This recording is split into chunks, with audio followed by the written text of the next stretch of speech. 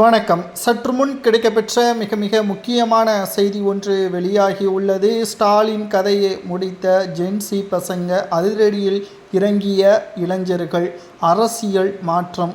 இளைஞர்களது எழுச்சியால் வரலாறு காணாத தேர்தலாக தமிழக அரசியல் வாக்குகள் பதிவு செய்யப்பட்டுள்ளது. நண்பர்களே, இந்த வீடியோவிற்கு ஒரே ஒரு லைக் மற்றும் சப்ஸ்கிரைப் பண்ணிருங்க.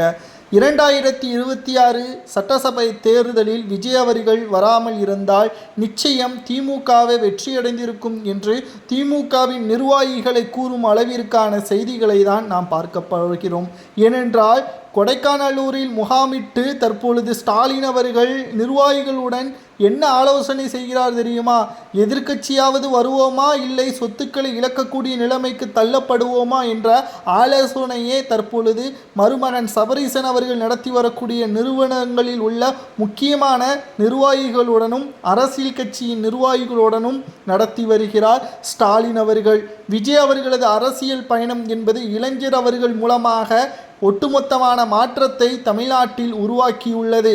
இதற்கு முன்னால் ஓட்டுக்களை போட்டால் அவர்கள் வீட்டிற்கு செல்வார்கள். ஆனால் இப்பொழுது விஜய் அவர்களது பாணியை பின்பற்றியதால் சமூக வலைதளங்கள் முழுவதுமாக தேர்தல் நடைபெறக்கூடிய நேரத்தில் அதை ஒரு திருவிழா கோலமாகவே மாற்றிவிட்டார்கள். புதிய மாற்றங்கள் வேண்டும், உதயசூரியனே வேண்டாம் என்ற ஒரு முடிவிற்கு தமிழக இளைஞர்கள், புதிதாக வந்த முதல் தலைமுறை ஜென்சி பசங்க வாக்குகள் தான் தற்பொழுது அதிகமாக பதிவு செய்யப்பட்டுள்ளது. சுமார் 35% மேலாக அதிமுகவிற்கும் திமுகவிற்கும் ஒட்டுமொத்தமான எதிர்ப்புகளாக இளைஞர்கள் இருப்பதன் காரணமாக இங்கு விஜய் அவர்களது மாற்றங்கள் கொண்டு வர முடியும் என்று ஜென்சி பசங்க முடிவுகளை எடுத்துள்ளார்கள். ஆனால் விஜய் அவர்களால் தனித்து இங்கு அரசியலை நடத்த முடியாது, ஆட்சிக்கு வர முடியாது. ஆனால் அதிமுகவின் தலைமையை ஏற்று விஜய் அவர்கள் துணை முதல்வர் பதவிக்கு வரலாம். நிச்சயம் இது அரசியலில் மிகப்பெரிய ஒரு மாற்றம் தமிழக அரசியலில் ஏற்படும். எடப்பாடி பழனிசாமி அவர்கள் முதல்வராகவோ, ஒட்டுமொத்தமான தமிழகத்தில் விஜய் அவர்கள் அதிமுகவின் தலைமையே தேர்தலுக்கு பிந்தைய கூட்டணி உருவாக்கப்படும். இதனால் ஸ்டாலின் அவர்களது கதையை முடித்த ஜென்சி பசங்க என்று சமூக வலைதளங்களில் பதிவுகளை நம்மால் வைரலாக பார்க்க முடிகிறது.